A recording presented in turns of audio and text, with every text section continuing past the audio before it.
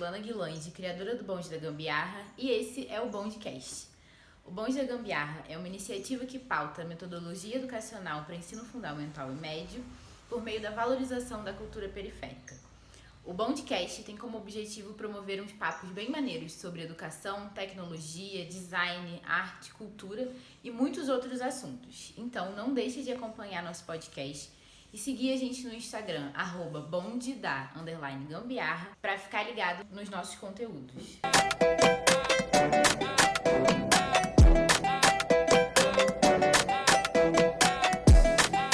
Oi, gente, tudo bem? Hoje eu tô aqui, dia 30 de março. Esse é o segundo episódio do Bondecast. O tema de hoje é o ensino de artes, do fundamental à universidade. E aí eu trouxe aqui para bater um papo comigo a professora Bianca Silva, que dá aulas de educação artística para o ensino fundamental na Escola Municipal Luiz Paulo Horta, e o professor doutor Jorge Langoni, que dá aulas na graduação em design na PUC-Rio. O Bondecast já vai começar.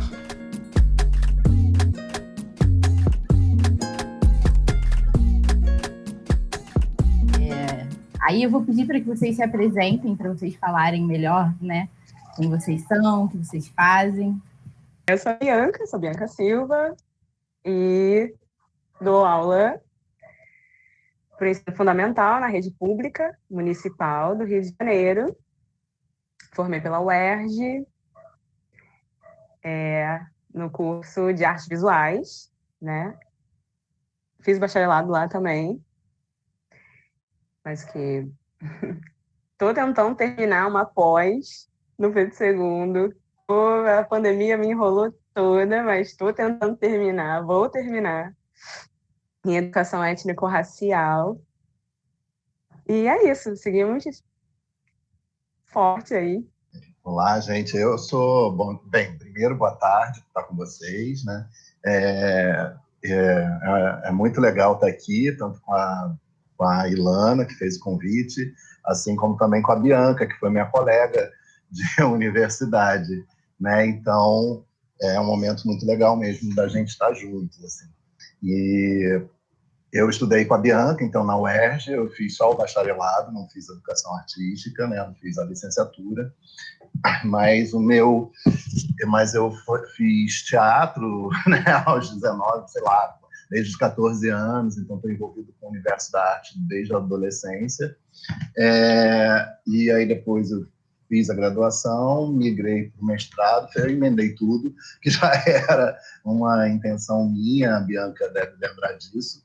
Então, eu emendei mestrado, emendei doutorado, só que fui para outra, vamos dizer assim, para outro campo, né, que seria o campo do design, em vez do campo das artes, que me dá vários tilts, mas, enfim, é como eu sou hoje. Então, eu sou mestre e doutor em design e dou muitas disciplinas relacionadas com o universo da arte, né, no curso de design, de graduação em design. Até porque o departamento de artes e design ainda tem, na origem, né, a questão de ter sido um curso de educação artística no início, na graduação, e depois se tornou um curso de design, então tem essa origem ainda no curso, uma mistura entre artes e design, as suas fronteiras, né? E eu, de certa forma, fico nas fronteiras, né? Muito mais do que necessariamente só no design. E na PUC Rio, né? Por enquanto, ainda estou só na PUC Rio. Não desejo só isso para minha vida, não, mas é o que está certo.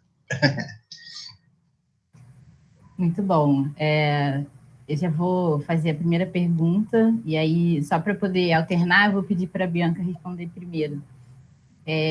Eu queria saber como foi a formação artística de vocês ao longo da vida, porque eu sei que vocês fizeram, né, a universidade relacionado a isso, mas eu queria saber também um pouco como que foi isso desde o início, assim. Gente,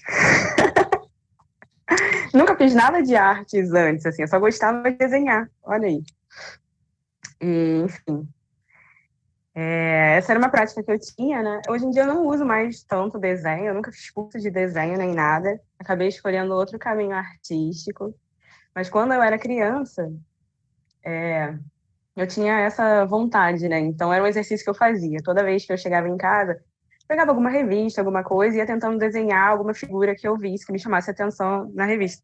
Até pouco tempo atrás, eu tinha pastas e mais pastas com desenhos antigos. Mas a minha antiga casa, a gente teve um problema com cupim, umas coisas assim, então eu perdi muita coisa, mas tinha muita coisa guardada que eu não conseguia desapegar. Já ali no ensino médio, foi que um professor nosso, chamado Wagner, era um professor de espanhol, nada a ver, né? E aí ele levava a gente para passeios, assim, né? Centro cultural, ele levou a gente, desde o primeiro ano, a conhecer universidades, né? Eu estudava ali em Copacabana, no... Gente, eu vou o nome do colégio. Infante do Henrique, é isso. E a gente foi para o Rio, né, para conhecer como é que é esse espaço de universidade e tudo mais. E um dia ele levou a gente no CCBB.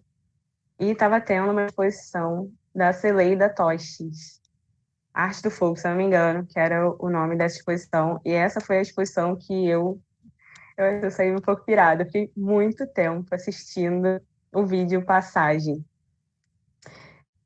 E eu não sei, eu acho que ali eu tive um encontro mesmo, sabe? E quando eu saí dessa exposição, eu fiquei com aquilo na cabeça. Assim, acho que é isso que eu quero fazer. Eu quero fazer arte, eu quero fazer outras coisas. E fui levando isso para frente. Mas a gente vai crescendo, falei assim, não, acho que eu vou fazer direito mesmo. Fiz nada direito nessa vida. E, enfim. Aí eu falei, não, para fotografia. Fotografia é uma coisa que eu gosto mesmo. E acabou que no vestibular tentei artes e biologia. Tentei o FRJ, tentei várias coisas. Eu queria muito passar para o FRJ na época, né? Mas fiquei muito triste, porque eu passei no teste de habilidade específica, mas não passei no vestibular geral, né? Porque eu admito que eu sou muito ruim nas exatas, e a minha nota foi muito baixa na física, matemática. Gente, que nota é essa? Não tem como conseguir média para concorrer, né? Mas fiquei feliz de ter passado no teste de habilidade específica, e falei assim, ó, pode ser um sinal, eu acredito nessas coisas, pode ser um sinal. E acabou que eu passei para a UERJ, e lá foi que eu fui realmente feliz. Apesar de tudo, porque olha que lugar, viu? É tanto problema que às vezes logo de cara pegou greve, um monte de coisa. E assim a gente vai se formando. Eu acho que a gente está sempre se formando, né? Sempre aprendendo alguma coisa nova e tudo mais. E acho que a UERJ fez também a minha cabeça abrir, vamos dizer assim. Abrir mesmo, né? E é isso, sabe? Eu fico muito contente. Eu adoro contar essa história. Muito bom. Pode falar, Langoni. Bem, você falou da origem, né? Assim, eu lembro muito, como primeira lembrança, né? Eu lembro muito mais da infância, assim, de eu gostar muito de história em quadrinho. Eu lembro muito disso. Então, a minha relação um pouco com as artes, e principalmente até com uma forma de letramento, de leitura também, né? Então, foi uma forma de eu aprender a... Eu lembro que tinha o texto, eu não sabia ainda, não tinha ainda aprendido, né, de certa forma, a ler, mas eu ia entendendo o sentido pelo desenho. E lembro bastante, minha mãe não sabia ler, e aí eu chamava minha mãe para junto, assim, olha só, o que está escrito aqui é isso, meio que tentava adivinhar aquilo que estava sendo desenhado. Então, aquilo já me fascinava muito, assim, tanto os desenhos e tal, mas eu realmente fui muito mais estimulado a ler. Então, a minha questão muito mais foi voltada para a leitura. Então, sempre a literatura me interessou muito, aí já depois da primeira infância, da segunda, mais na adolescência, que li muito Agatha Christie, né? Foi a forma de eu gostar da leitura. Foi uma vizinha, quando eu morava em Duque de Caxias, em Capivari, que tinha esses livros. E, pô, porque você não lê? E aí eu lembro de ler bula de remédio, entendeu? Eu lia bula de remédio, eu gostava muito de ler. Então, eu lia muito, até bula de remédio. Aí eu comecei a ler Agatha Christie, gostei, e eu morava num universo muito afastado, né, nesse período especificamente. Então, eu morava em Capivari, Duque de Caxias, mas nem Xerém, né? É bem pior do que Xerém. E que não tem nada, não tinha nada. Então, assim, falando da origem mesmo, de eu lembrar assim, o que eu quero fazer, foi mais ou menos nesse período, porque eu ficava tão sozinho que eu inventava histórias. Então, eu inventava muitas histórias. Assim, praticamente passava... Se eu não estava no colégio, que era em Xerém, se eu não estava no colégio, eu estava no sítio, num universo mágico, maravilhoso, assim, por mais que o lugar fosse muito violento, bastante violento, mas o sítio, né, quando você está dentro do seu sítio, que era da minha família, você fica, pô, que lugar maravilhoso, parecia o sítio do Pica-Pau Amarelo na minha cabeça, e ali eu tive contato um pouco com essa questão da imaginação. Então, eu inventava amigos, inventava histórias, inventava que estava em determinados lugares, e aí foi me despertando essa parte de encenar, né? De me interessar pela questão da dramaturgia. Claro que a novela, hoje em dia, eu posso falar isso abertamente, claro que eu tinha, de certa forma, contato, né? Era novela, não era teatro, né? Eu estava num universo que não tinha isso, né? No meu colégio, uma peça de teatro nem aparecia, né? Então, assim, mas lembro bem quando tinha que fazer cenas de folclore, quando tinha que fazer música, essas contribuições, e eu estava sempre ali participando, sempre queria estar junto, gostava mesmo de dançar e todo mundo ver, então eu tinha uma coisa meio que esse espírito, né, da arte. E aí, aos 14 anos, eu fiz meu primeiro curso, quando eu fui para Penha de novo, né, quando eu morei de novo na Penha, eu fui fazer um curso de teatro na Tijuca. E aí fiquei uns 2 anos fazendo esse curso, enquanto eu estava no ensino médio, que hoje é chamado ensino médio. E aí amei, então, porque o teatro, de certa forma, ele oferecia várias possibilidades de atuação, mas isso eu estava muito ainda preocupado com a questão da encenação. Mas eu comecei a perceber, cara, a gente pode fazer figurino, a gente pode fazer cenário, a gente pode fazer... E no teatro meio que é meio mutirão, né? As pessoas, no caso de amador, né? No teatro amador. Então a galera vai fazendo, né? Faz tudo, varre o chão, não tem essa coisa. Só que aí chegou 16 anos, tem que fazer vestibular. Lembro muito bem dessa coisa noveleira, de ver uma novela que marcou isso na história, que era O Dono do Mundo, e o cara era presidente de empresa e tal, e aquilo ali foi meio que... Falei, pode ser uma posição, fazer administração. E aí eu fiz vestibulares para isso na idade, passei e tal, UF, UERJ, acabei optando pela UF, e abandonei para voltar para o teatro. E aí voltei para estudar teatro, mas não de forma na graduação. Aí fui na Cal, hoje em dia é uma universidade, mas era uma escola de teatro, né? É uma escola de teatro muito famosa no Rio, mais particular, privada. Foi uma lenha pagar aquilo ali, mas paguei e me formei em ator. No final da universidade, da Cal, eu tive a sensação de que, caramba, eu gostava muito por ler, eu gostava muito de escrever.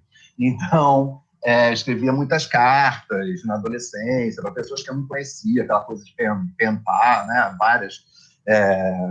Vários amigos de longe, e inventava histórias, né? Então, eu tinha uma coisa muito de inventar essas histórias, mas não na questão do desenho, era muito mais na questão da palavra. Eu não posso negar isso, né? Que a palavra realmente foi o que mais me seduziu desse universo da arte e a encenação dessa palavra, né? E de vestir esse personagem, de criar as suas características e tal. Então, eu gostava bastante disso. E aí, no final da Cal, eu percebi, cara, eu podia ser um roteirista, podia escrever, podia fazer outras coisas que não fossem necessariamente a atuação, né? Ou figurino, ou cenário. Só que é aquela coisa, né? Quem nasce, de certa forma, ou na periferia, ou num lugar muito distante do centro, né?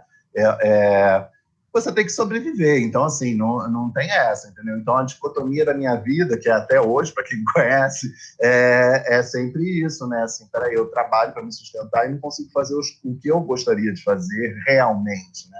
Hoje eu estou muito mais próximo disso, né? Então, assim, e aos 30 anos, que foi um período da minha vida que eu estava já trabalhando com design, mas fazendo planejamento, fazendo outras coisas, porque eu tinha que viver. Não era necessariamente, por que você não é designer? Querido, porque eu tenho que alimentar a minha boca, né? Assim, botar... mas você poderia ser designer. Aí você fica, tá, poderia, você vai pagar a universidade para mim?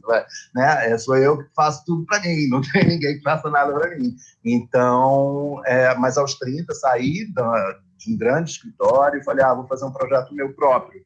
E fiz esse projeto, escrevi, roteirizei, chamei gente, chamei equipe, escrevi em lei, o Rouanet, lei não sei o quê, ganhei todos os editais e tal, só não ganhei patrocínio.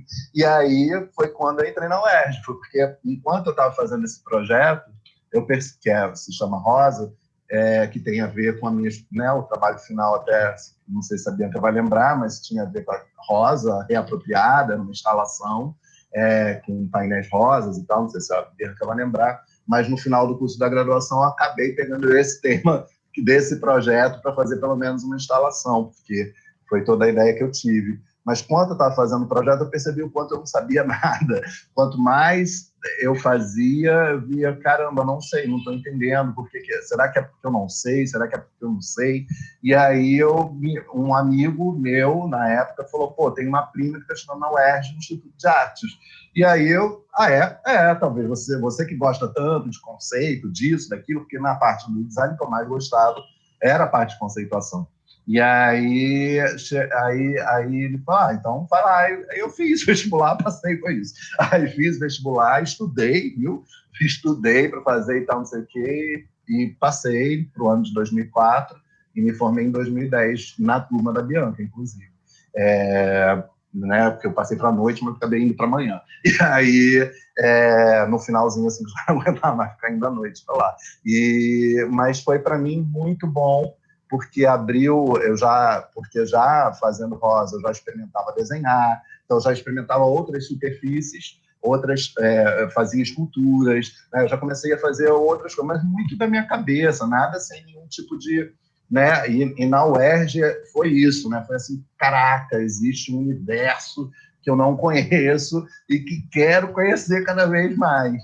E aí lá mesmo eu já tinha uma coisa, a gente estava falando antes de começar aqui com vocês, e a gente já estava falando de uma coisa, como é que foi e tal, não sei o quê, que lá a galera me chamava de artista conceitual, né? Aquele cara que vai fazer uma performance junto com um texto, junto com não sei o quê, sempre tinha uma coisa assim, certo ou errado, não sei, mas estava lá para aprender, né? Então eu estava lá, mas tinha essa pegada mesmo, mas aí eu me formei e já no finalzinho da universidade me seduzi muito pela área acadêmica, muito, muito. Gostava muito de escrever os textos. As pessoas, os professores de lá são sensacionais, assim, na maior parte. Então, assim, cara, eles me incentivaram muito e eu, cara, então vou. E aí, quando eu vi, já estava fazendo coisas. Então, tanto que a minha primeira exposição foi em 2007, eu ainda estava na faculdade, né? Então, eu ainda estava na faculdade, minha primeira exposição aconteceu enquanto eu estava. Então, foi tudo muito ao mesmo tempo, né? E acontecendo, assim, né? Muito mais, até mais rápido que hoje as coisas acontecem. Muito aquela coisa mais ser mais jovem, as coisas irem acontecendo. Então, fiz também minha primeira exposição individual e única, em 2007, porque depois disso eu entrei no meio acadêmico e entrei de cabeça, porque primeiro por acreditar que seria um lugar em que eu poderia ter uma atuação com esse olhar voltar da arte, né, para o ensino, mas por um grau que eu já sabia que era o grau que eu queria dar aula, que era para realmente ser o primeiro grau da graduação, né, de encerrar uma graduação em um outro público. Isso eu sempre soube, desde que eu entrei no curso, né, que eu não ia fazer educação artística, tentei, não conseguia, assim, falar, não, deixa eu encerrar logo, e aí fiz bacharelado, aí entrei para o design, né, mestrado e doutorado. E aí comecei a dar as disciplinas até então que eu sempre, não que eu gostaria de ter dado, eu gostaria de dar outras, mas, assim, pelo menos História da Arte tem tudo a ver comigo, né? A gente teve milhões, e aí, dentro dessas aulas, é que eu tento, de certa forma, mostrar conceitos aplicados. Então, e aí eu consegui, dentro das aulas também, alimentar uma coisa que é fazer com que o aluno tenha um interesse, né, pela arte, né, e aplicando, né, fazendo alguma coisa, não só tendo história da arte como texto, mas também entendendo aquele texto aplicado em alguma superfície, em algum suporte, né? E aí eu me senti, sim, nessa hora, muito mais professor de artes do que de design, né? Que é onde eu estou no curso. Eu achei interessante que vocês falaram muito sobre esse primeiro contato, assim, né? O Langoni falou da história em quadrinho, a Bia falou sobre o vídeo da Celeida Toches. Eu acho que tem uma coisa, assim, de um determinado momento, depois que a criança entra em contato com algum incentivo, de uma pressão da sociedade, ou uma pressão da própria vida mesmo, dentro do que o Langoni falou, assim, né? De você ter que se sustentar, ter que ganhar dinheiro para poder, né, sobreviver, enfim. E aí eu queria saber, assim, um pouco dentro... Talvez o Langoni já tenha respondido um pouco, mas se quiser acrescentar também, mas primeiro eu queria saber da Bia. Por que vocês escolheram trabalhar com artes e educação? Porque a gente sabe que são duas coisas que são bem difíceis, assim, né? Dois contextos bem difíceis, assim, de trabalhar, principalmente no Brasil, que a gente sabe que desvaloriza muito, né? Tanto as artes quanto a educação. Então, eu queria saber um pouco sobre como que foi essa transição, assim, né? De realmente decidir que era isso que vocês iam fazer. Eu acho que eu tô com Langoni em algumas coisas, sabe? Eu precisava trabalhar, então eu fiz muitos concursos, fiz muitas outras coisas antes, né? Eu me formei na licenciatura, enviei currículo para um monte de centro cultural, porque eu sempre queria trabalhar mesmo com arte, assim, que a gente via fora da sala, né?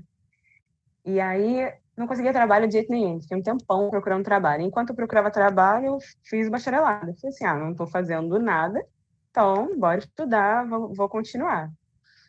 E, enfim, eu estava ficando desesperada porque eu não conseguia emprego. Até cheguei a fazer entrevista para escola particular, mas escola particular é uma realidade que eu não conheço, porque eu sempre estudei em escola pública, então eu tenho uma dificuldade, até às vezes, de conversar com a pessoa que estava me entrevistando, porque era tudo tão diferente, tão formal, que eu ficava, nossa, não sei, sabe? Eu acho que eu não vou conseguir. Eu já sou um pouco insegura para muitas coisas, e aí quando eu tinha que lidar com essa realidade completamente nova, que, né, toda a vida estudei em escola pública, a universidade foi pública, e era um outro entendimento. E aí não sei, acho que não vai rolar. E realmente eu, até hoje, né, até agora, eu não sei até quando, mas até agora eu não trabalhei em escola particular, então, enfim. Aí, quando eu já estava quase perdendo as esperanças mesmo, fui chamada num concurso, porque a minha pontuação não era tão alta, assim, e eles nunca chamam uma quantidade muito grande de professores. Eu falei, o concurso vai caducar e eu vou ficar sem trabalho de novo. E aí, do nada, no meio do ano, assim, eles chamaram tudo na correria, eu acho que era para tentar fechar, porque não tem professor, mas eles também não chamam, né? E aí, fui assim, no sopetão, eu falei, tá, consegui um trabalho. E fui, com a cara e coragem, né? Mais coragem do que cara. E depois eu só tinha cara, não tinha mais coragem. Porque, né, o enfrentamento foi outro também, aí veio tudo junto. Uma pressão grande, porque eu não conseguia dar aulas, né? Foi uma recepção não muito boa. Enfim, precisei ser muito forte. Mas, enfim, veio a greve de 2013 e aí eu entendi que era na sala de aula mesmo que eu tinha que estar. Fiz a greve porque eu sou dessas mesmo, eu não aguento não fazer. Agora eu tô me corroendo, eu falei, não vou conseguir fazer greve agora. Mas, enfim, na época eu pude fazer, mesmo estando em estágio probatório. Eu falei, tenho nada a perder mesmo, então só o trabalho, né? Mas, enfim, o trabalho a gente consegue, mas eu também preciso da minha motivação para estar na sala de aula, porque eu não estava bem. Então, eu falei assim, é melhor eu parar agora, porque eu já estava faltando antes. Isso é uma coisa que eu, às vezes, me culpo muito. Não gosto de deixar ninguém esperando, mas na minha primeira escola, teve isso também, assim. Eu cheguei com toda a vontade de mudar o mundo, porque quando eu saí da UERJ era isso, sabe? No primeiro dia que eu tive lá, falei assim, nossa escola não tem material, não tem isso. Aí foi um monte de não. Falei, tudo bem. Minha vontade era tanto, assim, eu levo meu material, eu separei um monte de coisa. E eu não sou de dividir lápis de cor, hein? Mas eu separei as minhas caixinhas de lápis, levei. Só que as crianças, elas não estavam acostumadas a ter aulas de arte no dia que me colocaram, porque eram turmas de projeto e tudo mais. Não tinha professor antes. Então eu fui toda animada, não foi ninguém. Falei, caramba, que balde de água fria. Enfim, E aí me jogaram para uma turma que eu não tinha preparado aula, e vai assim, né? Porque às vezes o professor de arte, ele vai sendo remanejado, principalmente quando você chega assim, do nada, né? Para onde está precisando. Só que não é assim, né? A gente também prepara as nossas coisas, a gente estava ali esperando outra coisa, e não é sempre que a gente está preparado, disposto a contornar tudo assim, 360, para dar certo naquela hora. Então, foi muito difícil, o início foi muito difícil. Pensei em desistir várias vezes. Todo ano também eu penso em desistir, né? Porque é tão difícil às vezes ser professor. Todo mundo fala, não, vou desistir disso, ano que vem vou catar outro trabalho, não quero saber. Aí chega alguma coisa, eu recebo uma mensagem muito linda, fofa, eu falei, tá, eu vou aguentar mais um pouquinho. Então, todo ano, todo mês, todo dia é alto e baixo mesmo, sabe? Todo dia eu falo assim, nossa, mandei a mensagem no grupo, ninguém respondeu. Eu disponibilizo a minha sexta-feira para né, para receber todas as mensagens e eles me respondem tipo 10 da noite. Acontece isso às vezes só no sábado, no domingo, na segunda. Nem todo mundo tem esse tempo, né? Mas é isso. A gente vai aprendendo todo dia. Eu acho que hoje em dia eu já consigo, né? Acho que eu consigo lidar melhor com algumas situações, porque depois da greve, depois de muito tempo, foi que eu comecei a colocar. Eu não sei se é certo ou se é errado, mas eu consigo trabalhar assim. Primeiro, eu tenho que estar feliz. Então, eu escolho um tema que eu consigo trabalhar de alguma forma mais tranquila, mesmo que às vezes fuja um pouquinho do que o currículo pede. Às vezes eu sempre pergunto o que eles querem trabalhar, sem curiosidade, tento sempre ficar atenta a esse aluno. E aí, conseguindo trabalhar com os temas que eu separo, vai indo melhor, né? Mas, enfim, acho que hoje em dia eu consigo dizer que eu gosto da minha profissão. Mas no início, comecei porque eu precisava de dinheiro. Até em colônia de férias eu trabalhei de uma escola de artes e tal, mas não me contrataram depois, não. Fiquei duas temporadas e só. E fiquei aí na sala de aula. Gosto muito, apesar de tudo, né? Acho que hoje em dia eu também encontrei meu próprio caminho, assim, né? Com música. E lá assisti as minhas aulas. De que doideira que era aquilo, meu Deus. Às vezes eu fico, gente, a Ilana vai sair daqui pensando que eu sou a pessoa mais louca do mundo. Mas é desse jeito aí que eu consigo trabalhar, sabe? Ah, eu E é assim. adorava as aulas, adorava assistir, achava muito bom. Ai, gente, que Langoni, bom. se quiser falar. Tá fechado. Eu esqueci a pergunta. Então, por que que vocês escolheram trabalhar com artes e educação? Ah, Aí eu tá. falei, dentro dessa ideia toda de ser muito desvalorizado e também Sim. de às vezes ter que ganhar dinheiro e não conseguir e tal. Por que que essa escolha aconteceu? Eu sinceramente não sei se foi uma escolha, Ilana, mas porque, assim, no meu caso especificamente, foi acontecendo. Então, assim, mais depois, né, lá para o final, como eu contei, da universidade mesmo, especificamente. E eu também já mais maduro. Então, eu estava eu me formei, a gente se formou no final de 2009, né, Bianca? Então, eu estava fazendo conta, 38, né? Indo para 39 anos. Então, assim, né, em 2010, quando eu já estava tentando entrar na PUC e tal, eu tinha 39 anos, é verdade, entrei com 40 no mestrado. Então, eu já estava com a minha, assim, seduzido muito mais, mas, assim, tem uma coisa curiosa que é importante, porque nesse período que eu falei, teve exposição, em 2007, em 2008 eu comecei a dar aula. Então, eu comecei a dar aula em 2008, mas num curso de planejamento, que era a minha experiência prática no campo do design, né, de planejar, de conceituar, de posicionar. Então, eu fazia consultorias para ganhar dinheiro, né, para poder estudar o que eu queria. Né?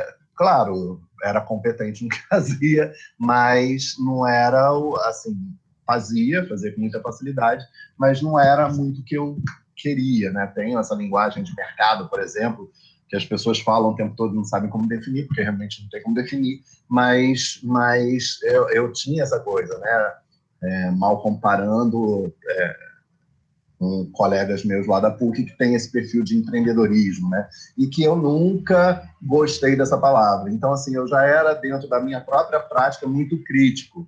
Então, eu criava nomes muito diferentes do que empreendedorismo, era planejamento, estratégia, negócios criativos. Então, eu tentava sempre, de alguma forma, mostrar minha diferença em relação aos outros, que era uma diferença de conhecer esse universo artístico, mais sensível da vida e tal. E ali, naquele final, eu comecei a dar essa aula, comecei a me seduzir. Aí me seduzi muito, porque enquanto eu estava tendo aula de graduação, eu estava dando aula no curso, né, já tinha feito exposição. Olha a minha cabeça, né? Quem sou eu nesse universo, né? Então, estava circulando por vários lugares, mas eu já sabia, porque eu já tinha escrito alguma coisa para a universidade, publicado alguma coisa nas semanas que tinham lá de exposição, né, de semanas de pesquisa de artes, a gente colocava as coisas, inclusive o grupo que principalmente a Bianca mais fazia parte, tinham pessoas que organizavam mostras dos alunos, e eu mostrava também, participava, a galera achava que eu não ia participar, porque já fez exposição, eu não, queria participar,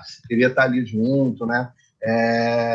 E ali eu já sabia, cara, o meu público é um público público que eu digo para dar aula, né? É realmente acima dos 16, 17 anos, eu já sabia disso. Isso até porque no Projeto Rosa já era esse público que eu estava querendo. Então, e querendo porque está assim, não é que está em formação está desde a infância, mas ele está ali talvez porque tivesse muito a ver com os meus complexos, o que eu vou fazer, o que eu não vou fazer, e você vê aqueles brilhos nos olhos das pessoas, e você fala, cara, vai em frente.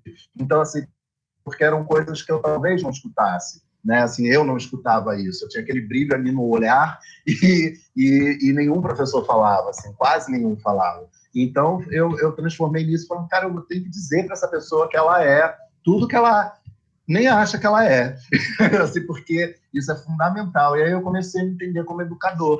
Foi quando eu comecei assim, caramba, eu sou um educador, bicho, e eu não tinha noção, né, disso. E aí eu falei, vou unir então essas coisas e tomara. Aí eu comecei com aulas teóricas que me deram, só 3 aulas teóricas, só é ótimo, 3 aulas teóricas. Porque o Jorge gosta de ler, ele pesquisa, e realmente a Bianca tem noção um pouco do que eu pesquisava na época. Eu li autores realmente pedrada na graduação, era Deleuze, era Guattari, era não sei quem, não sei o que lá, todo mundo sabia que eu amava, então, assim, é o Jorge que lê essas coisas, eu lia, né? Mas eu tentava sempre ler e traduzir em conceitos materiais, né? Que a gente, ou num vídeo, ou numa coisa, ou, né, para ter essa linguagem artística. Então, eu já estava muito fascinado.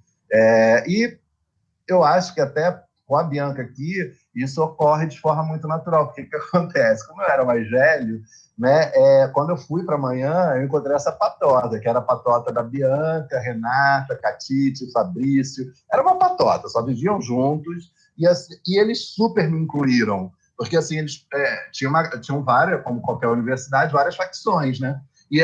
Né, de grupos. E eles eles visivelmente eram aqueles assim maravilhosos, super, entra aí, vem aqui, chega aqui e tal, não sei o quê, não tinha firula, bem como mais ou menos, apesar de eu ser assim, eles poderiam olhar lá, o Rony é meio cheio de firula, poderia até pensar, mas poderia pensar isso, porque, né, branco, né, numa UERJ, é diferente. Né? E eles não, pelo contrário, vem aqui, almoça com a gente, vem aqui, não sei o quê, vem.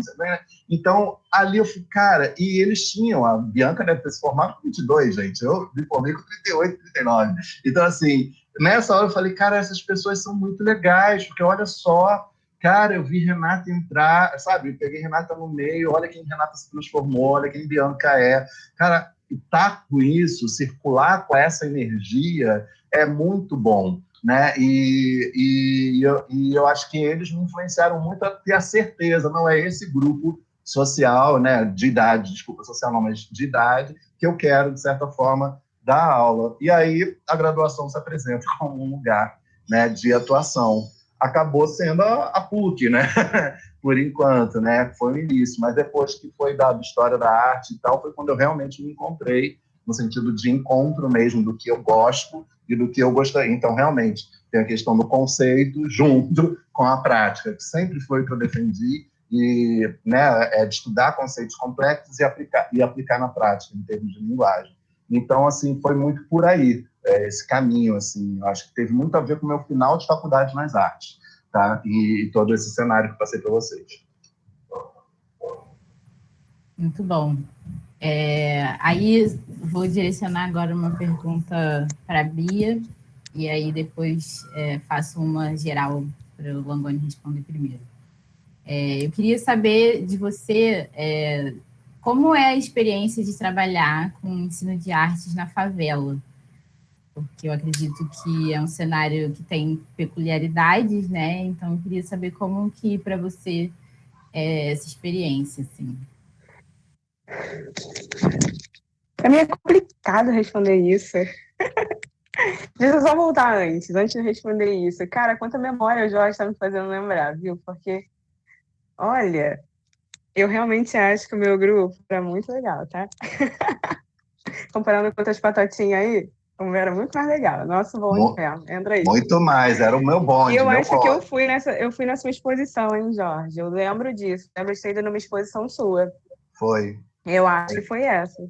Cheguei super cedo, eu fui a primeira a chegar. Abri a exposição. Foi você mesmo. Gente, é verdade. Foi mesmo.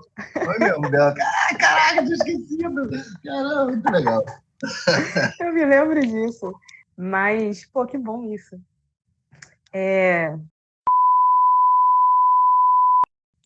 Trabalhar na favela é complicado.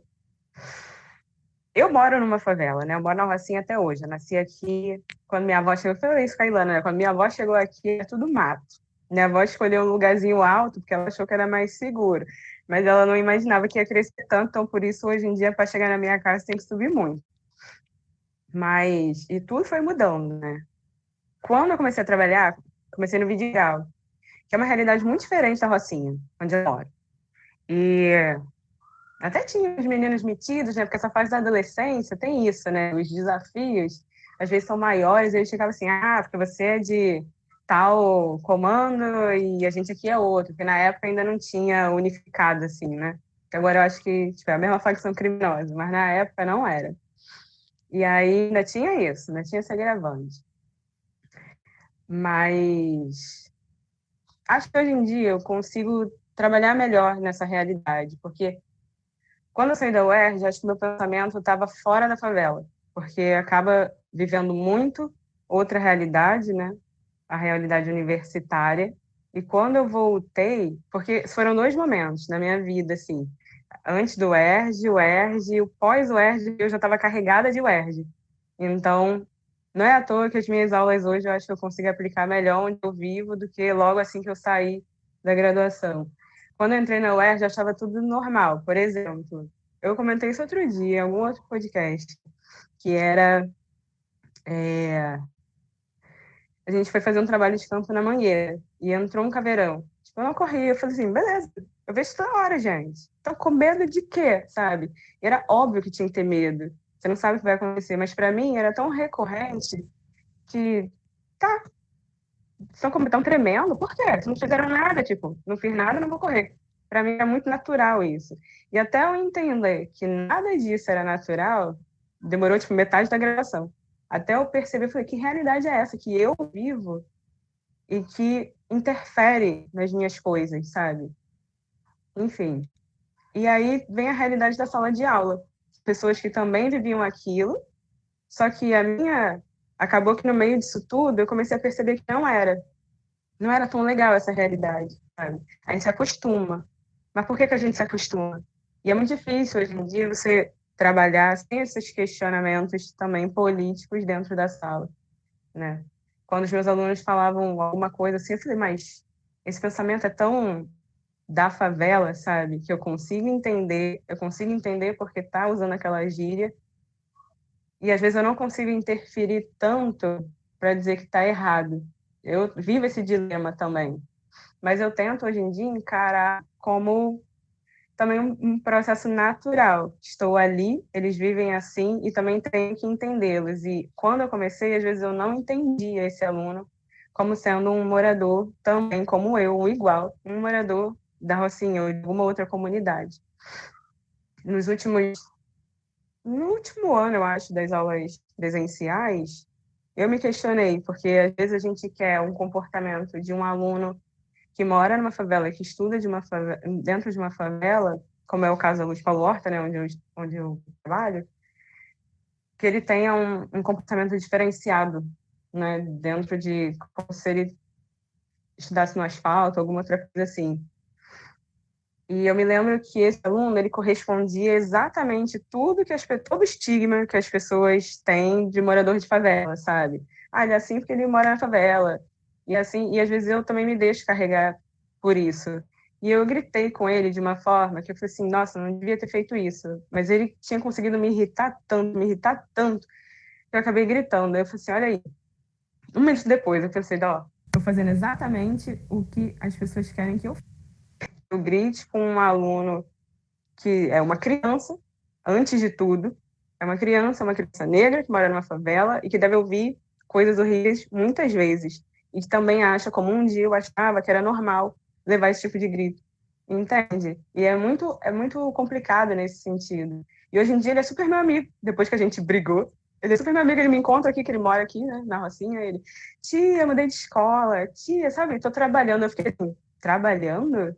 Tipo, criança trabalhando. Aí eu já me questiono, assim, mas trabalhando de quê? Aí você vai tentando. Mas é uma realidade diferente. E aí é que eu penso, dá para ficar trabalhando só o que o currículo me pede? Como é que eu posso trabalhar esse currículo dentro dessa realidade? Porque não adianta eu falar de um artista que não vai ter nada a ver para eles, sabe? Eu posso até escolher uma imagem, e aí, como é que é aqui? O que a gente vê por aqui? Como é que é lá fora? E sempre corresponder isso, sabe? Tem muitas coisas que eu gostaria de trabalhar, mas que também tem que estar adequada ao meu público daqui e que às vezes não vai fazer muito sentido para eles. E aí é que a gente, por isso que eu digo que a gente está sempre estudando. Às vezes eu penso, não, acho que eu estou falando muito difícil. Não é que eles não vão entender, mas a gente vai sempre procurar um caminho que seja bacana para os dois lados, né? Acho que é isso. Respondi? Super. Aí, pegando um pouco um gancho já nisso que você falou, assim, queria perguntar para o Langoni, e depois também, se você quiser complementar, quais são os principais desafios que vocês já enfrentaram e ainda enfrentam na atuação, assim, dentro de sala de aula? São vários. Cara, é muito complicado até em termos de comparação, né, do que você estava com a fala anterior da Bianca, porque eu estou numa instituição em que o público de favela, né, ou as pessoas que não têm tanto acesso, de certa forma, é um número muito pequeno, né? Então, é um público elitizado, né? Então, de determinada maneira, tem uma facilidade em termos contextuais, né? Em termos de cenário de onde eu estou atuando. Então, eu não tenho a dificuldade, por exemplo, ou de falar mais alto, ou de falar da minha, né? E nesse sentido acaba sendo um pouco mais fácil, né? Acaba não sendo um desafio tão grande, mas porque é só você se entender como que é o linguajar daquela galera, né? E de certa forma falar com um linguajar acadêmico, né? Então assim, não acaba que você de certa forma vai adequando seu discurso ao lugar, né? Então que para mim não foi muito difícil, a Bianca acabou colocando isso lá um pouco mais nas entrevistas que ela teve, profissionais, e como que ela se sentia nas escolas particulares meio mal de ser inquirida, porque eu já vivia isso desde que eu quis entrar e trabalhar em mercado de trabalho. Então, eu já, né, essa coisa de estudar na Cal, que era em Laranjeiras, e morar na Penha, já fazia com que eu tinha foi importantíssimo para minha vida, no sentido de ser um berço de trocas com pessoas de vários lugares. E não era nem só vários lugares do Rio, eram vários lugares do próprio Brasil, no caso, na época, né, nos anos 90, no início dos anos 90. E aí eu tenho amigos de Brasília, tenho a minha por conta disso, né, por conta dessa escola. E ali eu comecei a adquirir uma linguagem da qual eu não via. Então, tudo que eu estranhava, não sou dessa realidade, mas estou aqui, né, estava lá, me fez ter um olhar assim sempre de como que eu posso adequar aquele que não está nesse espaço de elite, vamos falar assim, a se sentir bem aqui, né? E quando eu falo se sentir bem aqui é na PUC, né? Dando um salto histórico na história. Então essa sempre você pode ter certeza que quando eu entro dentro de uma sala de aula, essa é a minha primeira preocupação, né? Até por eu ter passado pela experiência, né? Por exemplo, mesmo, né? Que a Ilana sabe que eu estou passando por isso. Eu sempre tive um problema com os meus dentes, desde muito cedo. Então, isso para mim, a autoestima sempre foi horrível, né? E assim, não é isso que caracteriza.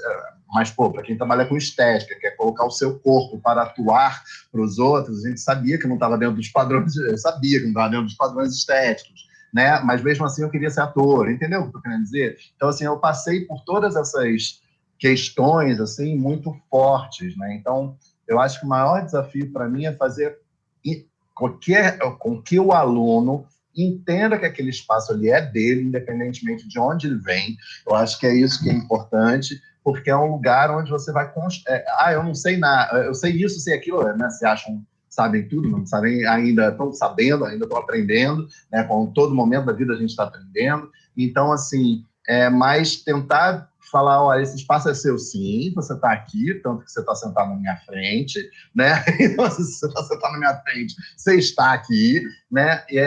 Então, eu fico meu desafio maior é sempre de falar assim, olha só, não fique achando que você está num espaço que não é seu. Esse espaço é seu sim, porque você está aqui, né? E se você está aqui, se desenvolva mais ou melhor do que todo mundo que está aqui, porque realmente você não tem o berço que essas pessoas têm. E eu sei o que é isso. Né? Então, assim, eu sei o que é você não saber quem era Deleuze e Guattari, né? Eu sei o que é isso. Aí falam assim, pô, você hoje sabe. Aí eu sei porque eu corri atrás, porque eu estudei, eu não tive isso de berço na família. Né? Tem uma diferença muito grande, que são os bens simbólicos, né? Que essa galera tem. E tem, né? Assim, falavam para mim, por que você não decora a letra de música? Assim, porque minha família realmente, na minha casa, meu pai italiano, minha mãe portuguesa, né? Eles não ouviam música brasileira, eles não... Então, assim, tem amigos meus que têm memórias de músicas e falam, por que você não tem memória de música? Eu falei, cara, não era uma coisa que eu ouvia, entendeu? Assim, muito. Só que eu sou fã, né? Eu super ouço, para quem sabe. Então, foi muito nessa questão autodidata, que eu não posso deixar de dizer que realmente a minha formação é um pouco meio autodidata, apesar de ter sempre estado em instituições. Isso é importante dizer, né? Porque,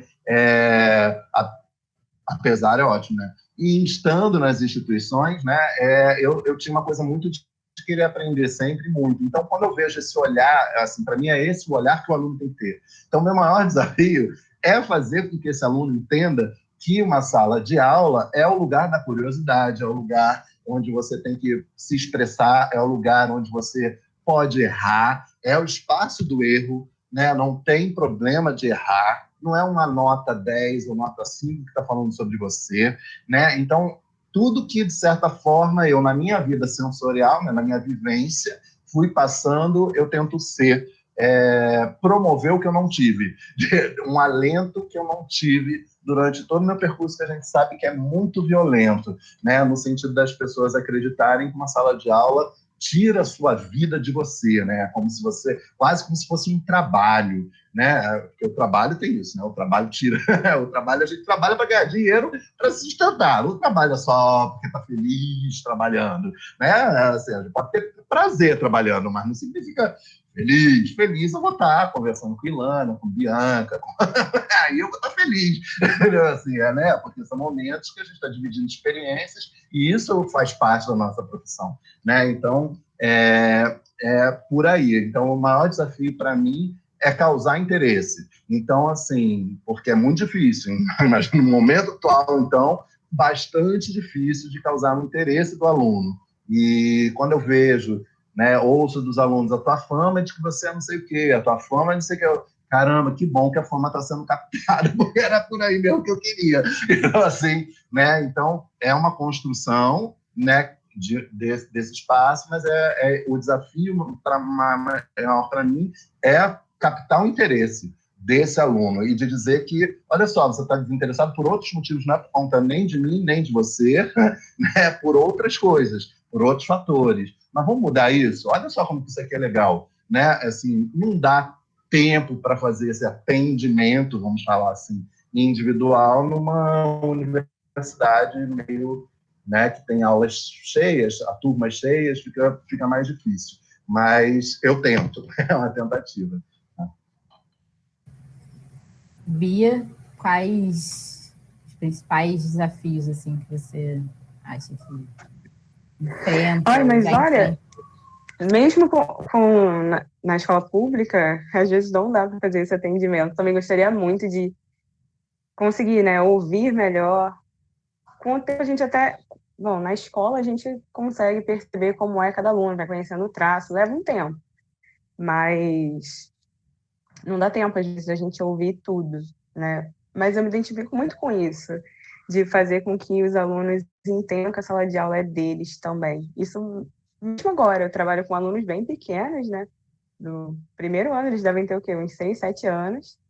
Aí vai do primeiro ao sexto. O sexto, a maioria deve ter ali seus 11, 12 anos só. Então, é uma galera miúda mesmo, diferente da outra escola, que eles já eram grandalhões. E eu acho que agora eu sou um pouco mais livre nesse sentido, assim, de propor coisas, né? Agora, no ensino remoto, tenho ali umas barreirinhas dos responsáveis, né? A criança é muito mais aberta a fazer coisas, mas com os pais mediando, às vezes parece que as propostas não chegam bem na criança. Esse espaço da sala de aula faz muita falta, né? A sala de aula real ali. Enfim, na minha outra escola, tinha um problema com, assim, os próprios alunos maltratavam muito a escola, sabe? Ela já não tinha uma aparência tão de escola. E ainda tinha o problema de ser manhã, tarde e noite. E isso tudo causa uma coisa, assim, neles. E parece que a escola, né? Isso com o tempo mesmo na minha época como aluna, tinha isso. A gente acaba, assim, individualizando demais, né? Tem dificuldade em trabalhar em grupo. Eu sei que é difícil, às vezes é muito chato mesmo. Mas esses eram os meus desafios na escola anterior, de tentar com que eles trabalhassem juntos e se entendessem como protagonistas daquela sala de aula. Às vezes eles tinham dificuldade até de, sei lá, hoje a gente não vai usar mesa, sabe? Vamos empurrar as mesas, sabe? Vamos abrir aqui, ou vamos trabalhar, vamos juntar aqui as mesas aqui, um grupinho para lá. Mas não vai caber todo mundo. Tem o chão, pô. Olha quanto chão tem aí. Por que você não faz um grupinho ali, o outro ali? E assim eles foram fazendo. E nessa dinâmica tinha sempre ninguém vai poder trabalhar sozinho. Quase me mataram, né? Mas tudo bem. Sobrevivi para contar essa história para vocês. Foi muito difícil para eles, né? De ter que trabalhar com o fulaninho que eles olhavam meio assim. Era muito engraçado. Eu falei, não tô nem ligando se o trabalho não vai ficar esteticamente bonito para colocar no corredor da escola. Eu estava ligando que eles conseguissem pensar em grupo e conseguissem botar ali alguma coisa naquele papel. E numa outra sala, eu fiz uma doideira que eu acho que está lá naquela escola até hoje, que é pedir autorização, claro, de a cada descascado, rachadura, eles criassem um desenho, a partir do que já estava naquela parede. Deu certo com a minha turma, mas eu comecei a perceber que a turma da tarde não respeitava tanto. Eu entrei várias vezes na turma da tarde, tentando fazer a mediação. Mas a sala é de todo mundo. A sala é nossa, é minha também, é de vocês, é da turma da manhã, da turma da noite. Alguém vai ocupar esse espaço daqui a pouco, sabe? E aí dei a oportunidade para eles também interferirem. Não deu muito certo, não. Acho que a sala ficou rabiscada lá há muito tempo e a professora deles não gostou muito, não. Mas tudo bem. Olha só, fofoca, pode fofoca? Então, fui chamada de antiética. Isso porque tinha gente que levava minhas turmas para passear sem mim, né? Muito antiética. Então, alguns problemas da sala de aula também são os nossos colegas. Porque você precisa de ajuda, mas não te ajudam. Quando você quer tentar uma coisa diferente, você é antiética. Porque, na verdade, quando a gente chega, a gente está interferindo num reino. E o reino dos meus colegas, alguns, já estavam consolidados. Aí eu cheguei, desestruturei, fui fazendo uns motins ali, umas barricadinhas ali, outras ali, e a pessoa foi, né, se sentindo um pouquinho incomodada. É isso, tem dessas coisas também. Às vezes você tem que enfrentar muito além do que os alunos, os outros, os que são iguais, né, os pares ali, que deveriam, eu, na minha opinião, né, trabalhar junto para que as coisas dessem certo, mas nem sempre dá. Tem disso também. É isso, gente. Eu acho que uma coisa muito legal que você falou, assim, que eu fiquei pensando bem agora no finalzinho, essa coisa do processo, né? Que você falou, para mim não importava muito se o resultado ia ficar esteticamente como devia, mas o que acontecia enquanto os alunos faziam, né? Eu acho que isso é muito importante, a valorização do processo, muito mais do que o resultado, né? E que é difícil nas aulas de arte, porque as pessoas estão acostumadas a que nas aulas de artes você ensine coisas bonitas e que você vai ensinar a desenhar. Peraí, que eu vou pegar no seu pé agora.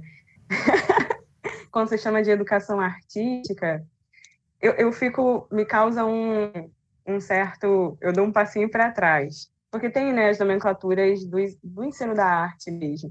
E eu não sei se eu dou educação artística não, hein, gente? É meio louco isso daí, tá? Dou aula de arte, vamos dizer assim. Porque essa coisa da educação artística me parece tão formal que eu fico com medo de dizer que é educação artística. E eu fico, tá, mas a gente entende o que é. É só uma nomenclatura, mas eu fiquei meio assim, nossa, que formal, minha aula é tão formal assim, não. Pegando um pouco o que vocês estavam falando antes, assim, eu queria saber como vocês acreditam que essa vivência, que os dois têm um pouco de uma maneira diferente, assim, mas que eu acredito que se cruzam, né, de alguma maneira, a vivência que vocês têm enquanto origem de vocês serem de periferia, né, a Bia ser da Rocinha, o Langoni ser da Penha, como que vocês acreditam que essa vivência de vocês impacta nessa atuação em sala de aula? Eu tenho duas visões no lugar onde eu estou, né? Porque, assim, e aí eu vou tentar ser breve na explicação. Assim, às vezes, eu não sei se você vai lembrar, Ilana, mas às vezes, lá no final do período, lá do século XIX, e, de certa forma, a Belle Époque vai fazer com que o que é exótico das colônias, né, se apresentem como espetáculo nos países, né? Né, pega uma africana e ela canta para todo mundo, né? E transforma isso num exótico. Às vezes me sinto assim, porque esse é um dos sentimentos, no sentido de para o público que eu tô, né? Um público que confunde o que é uma visão de esquerda com direita, é neoliberal junto com comunista ao mesmo tempo, e aí você fica maluco, você, né, você mora numa cobertura no Leblon e você está querendo me dizer que você está com um problema, né? Então vamos tentar ver qual é o seu problema. Então,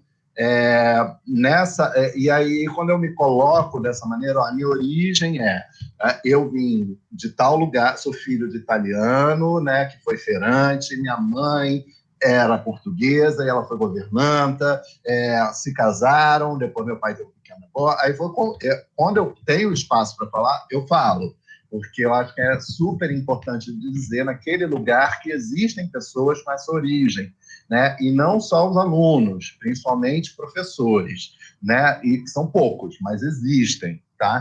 E estão ali naquela estrutura, né? Mas quando eu falo isso, eu sinto um pouco que pensam que eu estou falando para ganhar algum tipo de um olhar, que pena, que vítima da história. E então vamos tratá-lo como exótico, entendeu? Nesse sentido. Tem esse ponto. Às vezes eu me sinto assim, Langoni tem todas essas vivências, legal, mas porque está na modinha meio neoliberal, de que o cara é da periferia, o cara é gay, que é o meu caso, o cara é do candomblé, que é o meu caso, e aí ele é todo esse leque todo. Olha que interessante ter ele aqui para dar aula para gente, né? Não como que ele traz essa experiência. Me sinto assim, às vezes sim.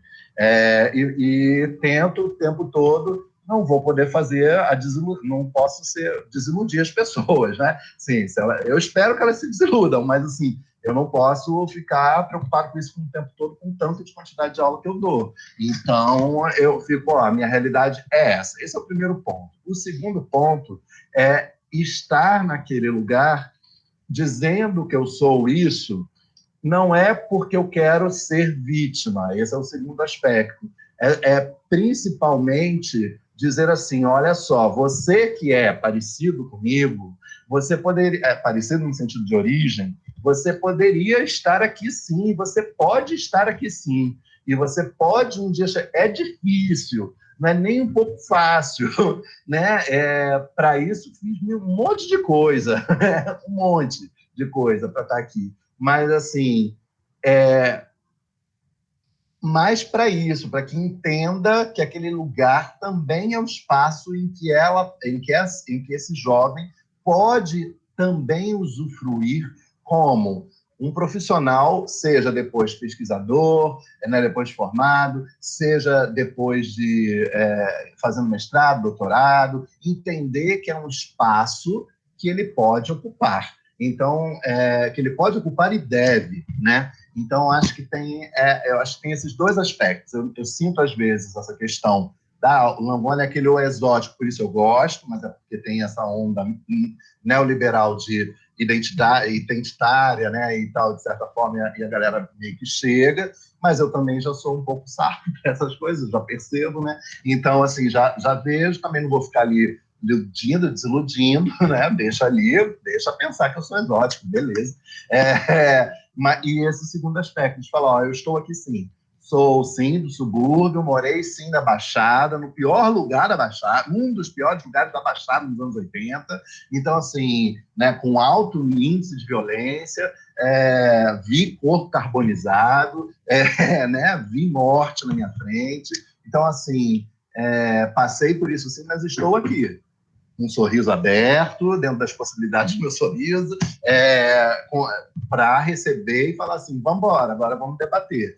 Porque sempre tive a dificuldade com essa questão da origem de classe, principalmente, não estou nem falando das minhas orientações sexuais ou em relação à minha orientação religiosa, né? Mas principalmente de entender assim, olha só, eu passava por isso, né? Eu entrava, coisa que o Bianca falou lá desde o início, eu entrava no lugar, mas quem é você? Eu, assim, Langoni é do cara do Banco Central. Eu falei, não era não, e eu sempre falei não, e as pessoas ficavam, por que você fala não? Deixa as pessoas acharem. Eu, assim, porque eu não sou, não tem nada a ver com esse cara. Então, assim, não é verdade, eu vou deixar as pessoas pensarem que não é verdade, né? E isso tem um pouco de ingenuidade minha também, né? No sentido de que deixa as pessoas pensarem o que elas quiserem pensar. Eu deixo, mas assim, se falou, você é da família Langoni? Não, não sou. Sim, eu não sou. Eu poderia falar assim, sou. E aí as portas se abrirem, mas eu prefiro que as portas se abram pela minha competência, pela minha qualidade como professor, né? Eu prefiro que isso se instaure do que, enfim, que se instaure uma coisa que não sou eu, né? Então, assim, sou eu muito dentro de sala de aula, né? E é importante por conta disso, né? Principalmente pelo segundo aspecto, né? De fazer com que aquele se reconheça também no sentido da origem e que aquele espaço que é absolutamente elitista, mas assim, Universidade Federal também né? Também é um espaço de elite, tá? Né? A Bianca também estudou, a gente sabe que era o corpo de professores, a gente sabe que era de elite, né? Então, assim, e de certa forma a gente começar a perceber que essas pessoas que têm uma origem de classe, principalmente classe social mais baixas, e que hoje estão numa elite intelectual, eu sim represento isso. E quero muito bem representar isso e continuar representando, e se tiver que ser mais violento na minha fala para que as pessoas entendam, eu vou ser. Porque eu não era assim. mas o mundo agora não está tão fácil, não. Então tem que cada vez mais demarcar o seu lugar mesmo. Muito bom. Bia? É isso, né? A gente às vezes acaba endurecendo com algumas coisas. E eu acho que eu me cobrava muito em ser gentil demais, mas que eu tento, hoje em dia, também, né? Me posicionar com... tendo certeza para incentivar os meus alunos, né? Ainda mais trabalhando aqui, tendo nascido aqui. A gente sabe como é, né? Tem os meus embates até em casa, porque, né, aqui em casa algumas pessoas dizem, mas as oportunidades estão aí. E aí eu digo, quais oportunidades? Sabe? Porque eu tinha que me desbancar. Acordava às 4 da manhã, porque não tinha metrô na época que eu estudava na UES, para pegar metrô, eu tinha que descer bem cedo para esperar um ônibus daqui, para ir para um outro bairro, para pegar outro ônibus, outro metrô. E que oportunidade é essa? A oportunidade que está aí, muito mais fácil para outras pessoas, são os trabalhos informais que tem aqui, e que eles encaram como trabalho, entende? Tem as minhas questões aqui em casa. Então, quando eu digo, até mesmo em sala, sabe? Quando eu falo assim, os meus alunos acabam catando a gente nas redes sociais, né? Aí já viram fotos de viagem, fotos de coisa. Mas você já viajou para tal lugar? Eu trabalhei pra caramba. Juntei dinheiro 2 anos para conseguir fazer uma viagem de 10 dias, mas fui. Tá ali, ó, no meu passaporte. Também gastei dinheiro para fazer o passaporte, porque não é barato. E assim a gente vai fazendo, não é fácil, né? Me dá uma agonia quando falam na TV assim, porque o professor ganha não sei quanto. Aí a gente tem que pensar, qual professor? É o professor do dia a dia? É o professor de 16 horas, como eu? Eu tenho colegas que trabalham 40 horas e vão ganhar o triplo do que eu estou ganhando. Eles trabalham proporcional, né? Eles ganham proporcional ao que eles trabalham. Eu trabalho 16 horas, meu salário é mais humilde. Então não dá para ficar comparando, mas tem sempre essas coisas, né, de umas riquezas que não é para qualquer professor. Se existem professores que ganham, sei lá, bastante dinheiro aí, né? Não sei qual é o bastante para as pessoas, mas, tipo, é um grupo pequeno e que já tá lá, deve ser a pasta 001 da UERJ, sabe? E talvez nem ganhe tanto assim como as pessoas pensam. Mas eu tento sempre trazer essa minha própria vivência e realidade para isso, para que os alunos não se percam. Eu sei que eu não vou salvar o mundo, meu pensamento já foi salvar o mundo, eu mesma, sozinha, eu e os meus lápis de cor, mas eu já entendi, depois de muita porrada dessa vida, de que sozinha eu não ia conseguir. Então, se eu consigo fazer com que alguém me escute já é um caminho. E ali, a partir disso, é uma escolha deles, né? Porque o professor está ali naquele instante. E cabe à vida de cada um. Eu tenho uma aluna que eu fiquei muito feliz, porque ela me mandou uma mensagem assim que ela passou no vestibular, eu falei, gente, minha aluna passou no vestibular e ela fez arte, sabe? Ela passou para a UERJ. Eu dei um pulo, eu falei assim, cara, você vai fazer a mesma carreira que eu. Fiquei tão emocionada, muito boba, eu sou mesmo. Caraca, eu já estava pensando na formatura, eu falei, pelo amor de Deus, me convida para essa formatura, que eu quero estar lá na primeira fileira, que eu quero ver isso. E aí eu fiz toda uma memória, assim, de quem era aquela aluna, sabe? Foi minha aluna só no 6º e no 7º ano, porque na minha antiga escola eu não podia escolher turma. Então, as turmas mais velhas nunca eram minhas. E quando foram, deu uma maior confusão. E aí, essa menina foi minha aluna há 2 anos só, mas, sei lá, de algum modo, essa passagem foi importante para ela. E ela escreveu para mim, eu falei, gente, como assim? Muito bom, muito bom. E eu fiquei muito contente, sabe? Então, o nosso discurso não é furado. A gente sempre tenta dizer de onde vem para que se abra também um caminho, né? E não estou pedindo para ninguém se espelhar em mim, não sou, sei lá, nenhum ícone de nada. Mas que é possível, com o trabalho, porque para a gente nada veio fácil, né? Todo dia é uma porrada nova e todo dia a gente se levanta e vai de novo. É mais para isso. Eu queria, puxando um pouco assim isso que você falou, eu queria saber uma pergunta, eu acho que bem difícil, assim, que é uma pergunta que eu acho que muita gente faz, mas que eu acho que não posso deixar de fazer. De que forma vocês acreditam que o ensino de artes pode impactar na formação de uma pessoa? E também de que maneira vocês acreditam que isso impactou na vida de vocês? Como que vocês acreditam que isso fez vocês serem quem vocês são hoje? Aí, se o Langoni puder começar, por favor.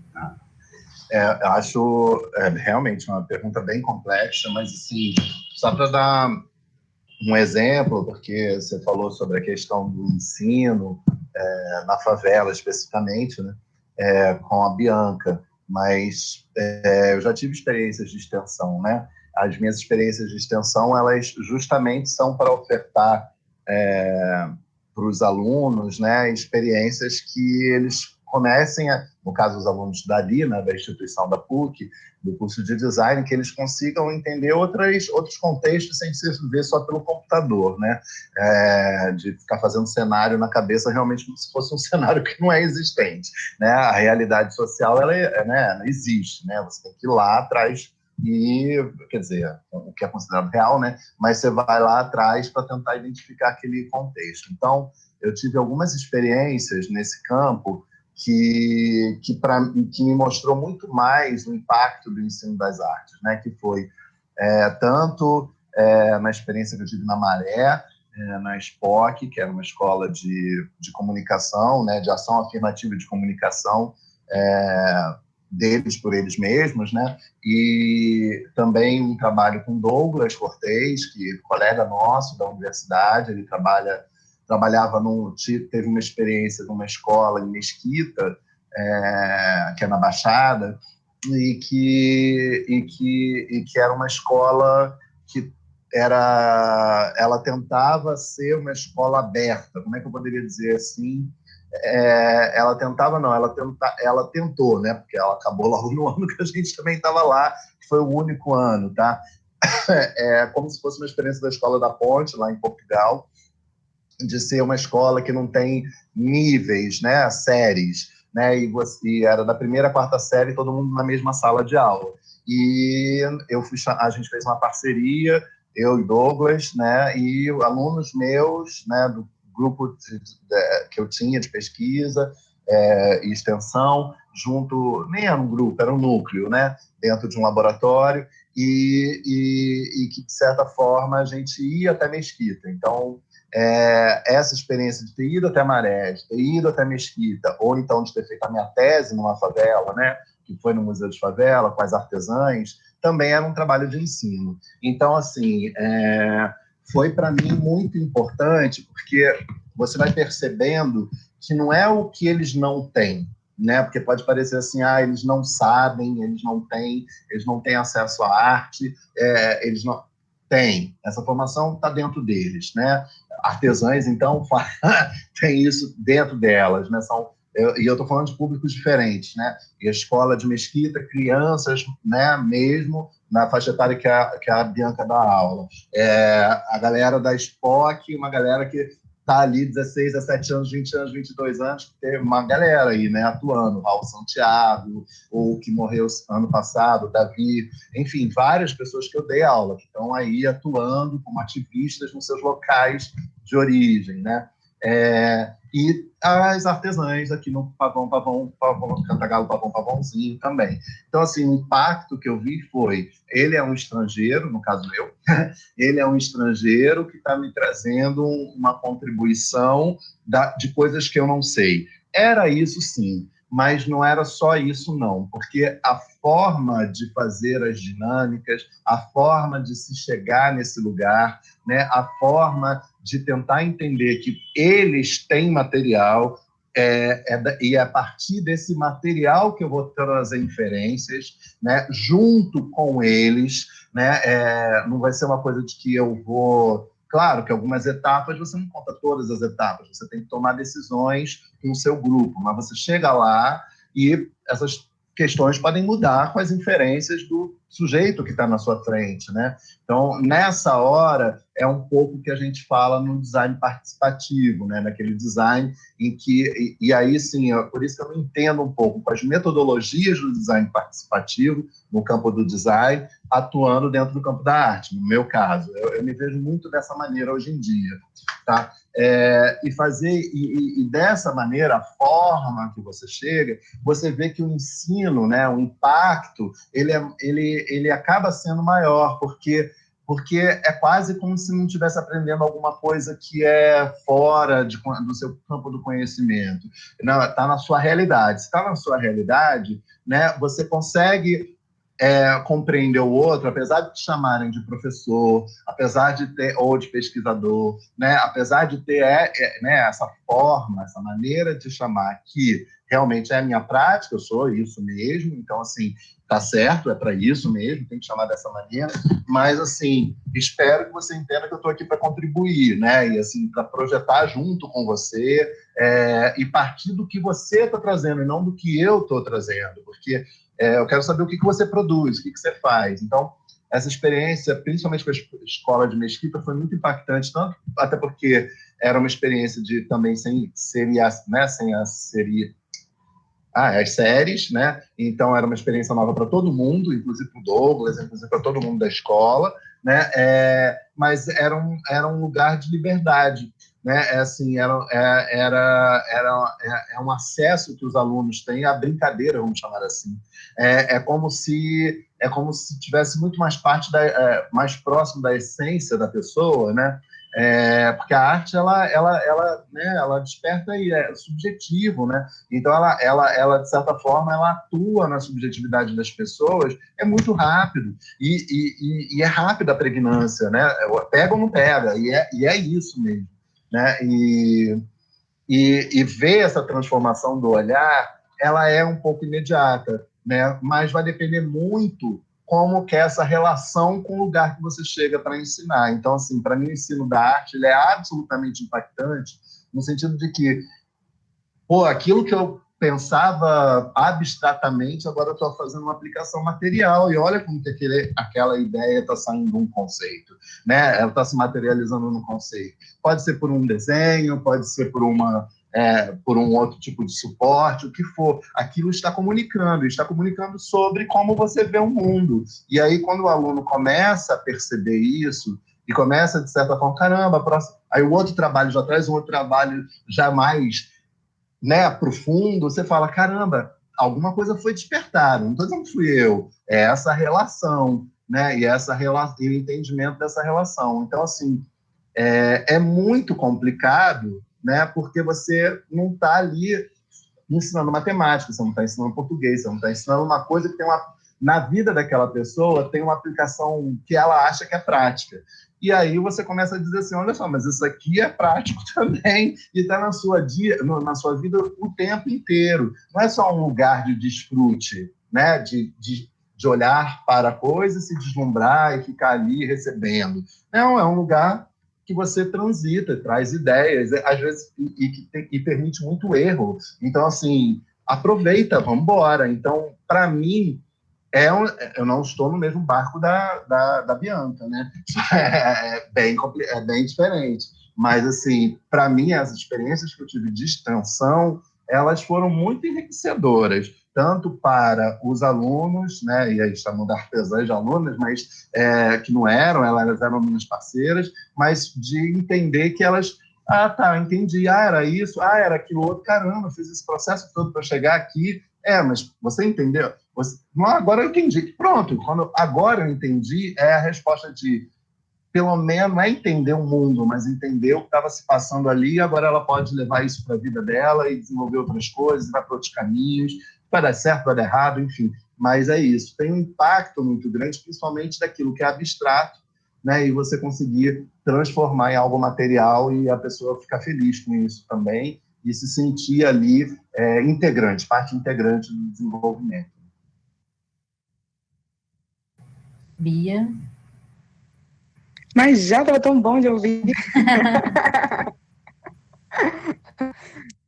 Eu acho que na sala de aula, na minha atual sala de aula, o impacto, eu estou tentando levar assim, né? É mais de fazer com que eles percam o medo de fazer, sabe? Os pequenos, às vezes, eles têm muito medo de errar. Eu tenho medo de muita coisa. Eu tenho medo de falar. Eu tô aqui, mas eu fico muito nervosa, né? Mas eles têm isso, né? Quando a gente tá falando dos processos, eles as crianças querem sempre mostrar o que é bonito. E uma coisa que eu aprendi nesses anos foi a fazer mural. Pode ser que seja uma coisa... Antigamente tinha um ranço de mural. tanto, eu me recusava, eu era uma rebelde para fazer mural, detestava fazer mural. Até que um dia eu fiz foi um projetinho, assim, contei muito rápido a história do Menino do Dedo Verde. Só que todo dia o nosso mural era rasgado. Todo dia. Eu falava para eles, eu não vou descansar até o dia que o nosso mural ficar inteiro nessa parede. Aí todo dia eles, cara, como é que você consegue refazer todo dia? Eu falei, mas a arte também é refazer. Não é só fiz ali e terminou. A gente volta nela e vai esbarrar nessa questão de novo. E todo dia eu subia na cadeira, porque eu não tenho altura nenhuma, né? Quem me vê por aqui pode achar que eu sou gigante. Eu não tenho nem 1,60 m.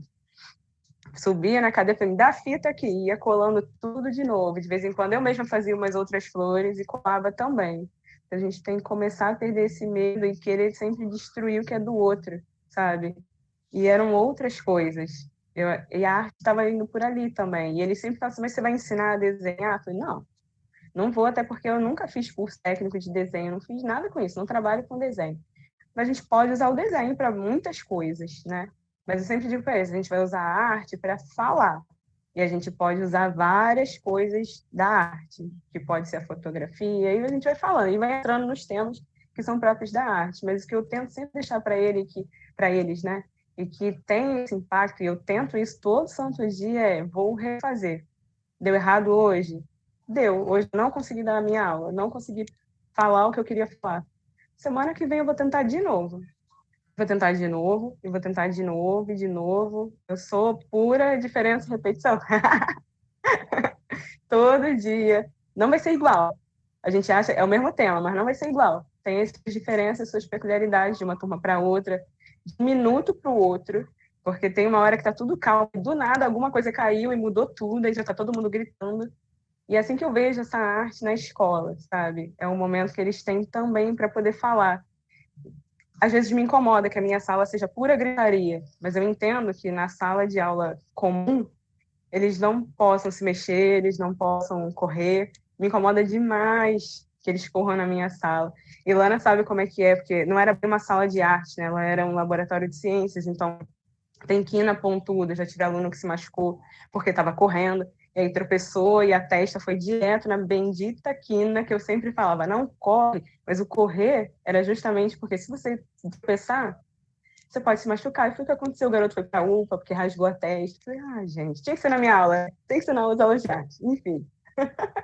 É assim, mas tentar trazer para eles que eles podem falar e que se às vezes a fala não sai da sua boca, da sua garganta, você tem outros meios. Você pode escrever, você pode pintar, você pode começar a pular agora, você pode gritar. E às vezes eu até fazia com eles, querem gritar? Então vamos gritar. Mas vamos gritar baixinho. Aí, e vai subindo. Aí daqui a pouco tá todo mundo, meu Deus do céu. E eu mesma saía com dor de cabeça, mas era melhor, porque naquele dia eles precisavam gritar. E tinha dia que era mais do cantar, e tinha dia que era mais do vamos andar por aqui. E tinha dia que era meu mestre mandou a gente vai ficar em pé, meu mestre mandou a gente ficar... E assim a gente vai descobrindo. E a arte está nisso tudo, sabe? No refazer do mural, para mim, né? Bianca, enquanto professora de alunos do primeiro segmento. E toda vez que eles chegam na sala e falam assim, que música a gente vai cantar hoje? Eu adoro cantar, né? E aí eles...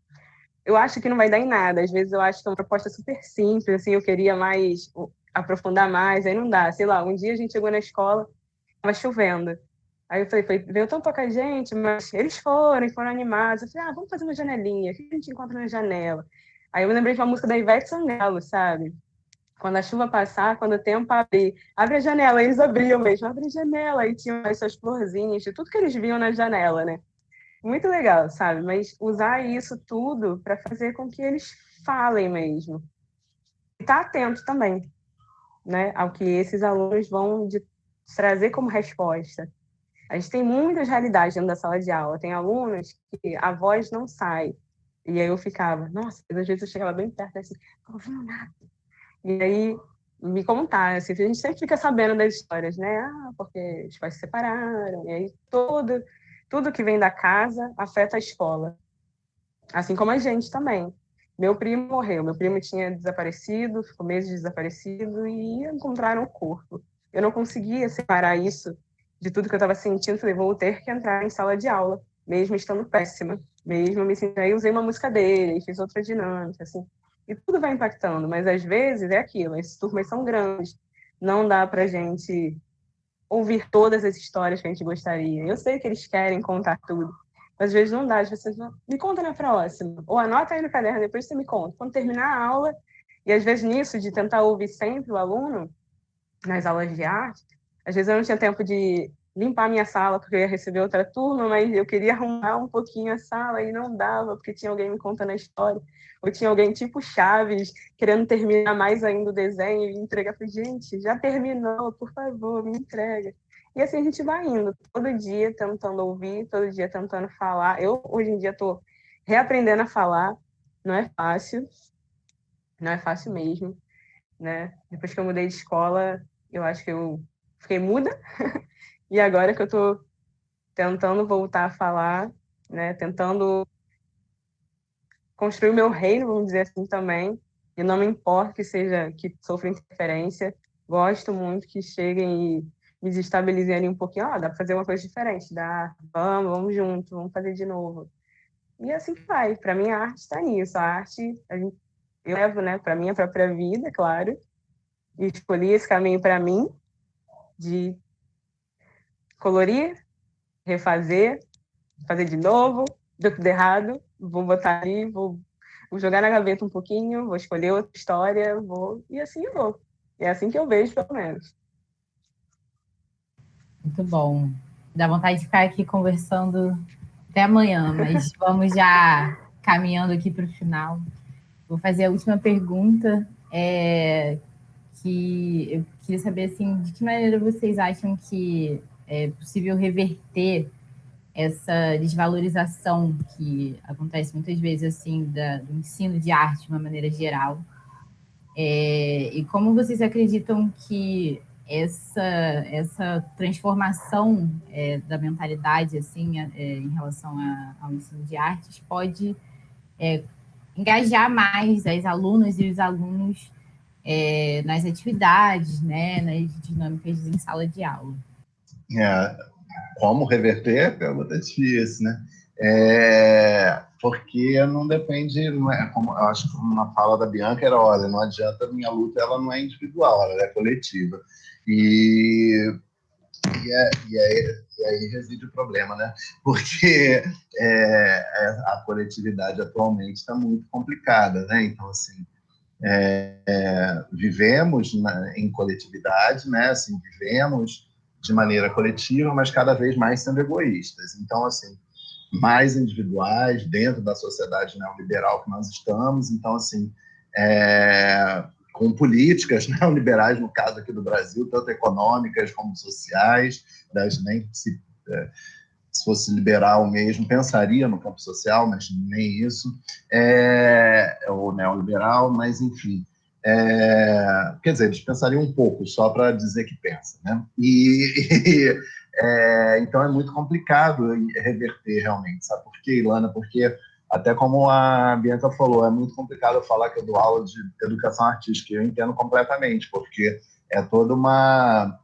Não é só pela formalidade, mas é principalmente porque tem toda uma história mesmo de construção dentro do ensino, que realmente eu, que só vi isso lá na universidade, né? Eu não fiz licenciatura, então, mas eu tive essas aulas, né? Que era currículo para todo mundo, e era assim, a gente tem, por exemplo, a mãe da Mônica Sadi, né? Da professora Mônica Sadi, foi minha professora, né? Que é a Sadi, não sei nem se foi a professora da Bianca, mas foi minha professora. Então, ela, sim, é da área de educação artística, né? Ela é mesmo de formação, do ensino, né?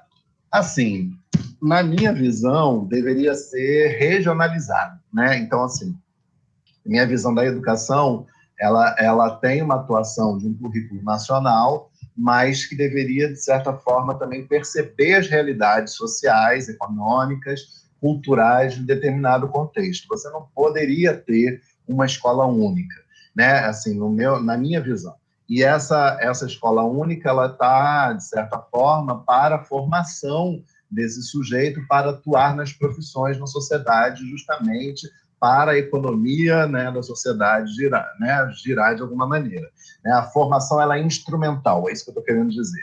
Então, a formação ela é instrumental, e sendo uma formação instrumental, realmente a arte acaba aparecendo ali como algo que é só uma aula para fazer as pessoas rirem, uma aula, né, no caso do ensino mais... sem ser na graduação, né? É uma aula em que as pessoas... Então, né? E aí você vai vendo assim, cara, não é isso. Como aí pegando até uma fala da Bianca, em que eu vejo arte fazendo um mural. Eu vejo arte na minha forma de estar dando a aula e de fazer os alunos se envolverem. Estou vendo que ele pulando e um dia gritando, e eu não vou aproveitar isso e dizer que isso pode ser uma expressão artística para os alunos, né? Então, assim, é mexer nessa realidade que tem, para mim, a ver com as questões regionais, mas que a gente sabe, de certa forma, que isso não vai acontecer. Então, assim, posso estar sendo pessimista na minha última fala, mas não sabe porque, assim, a gente vive dentro de uma estrutura em que tudo é estruturado dentro de caixinhas, é o pensamento moderno, né? Tudo estruturado dentro de caixinhas, e dá para entender, nacionalmente, um país absolutamente quase continental, né? Nacionalmente, isso tudo vai ser aplicado da mesma forma para todo mundo. É praticamente dizer assim, você está acabando com as individualidades, né? E você está acabando principalmente com as diferenças e a diversidade. Você está fazendo com que todo mundo seja da mesma maneira, deseje as mesmas coisas. E, claro, eu sempre brinco com isso, realmente, eu não tenho casa própria, mas, assim, hoje em dia até penso em ter, mas, assim, eu sempre falo, cara, eu não vou ficar lutando a minha vida, e pode ter sido um erro meu como sujeito, tá? E que seja, quem vai arcar com isso sou eu. Mas, assim, né, sou eu que arco com isso. Mas, talvez alguns amigos é família, mas, enfim, em alguns momentos.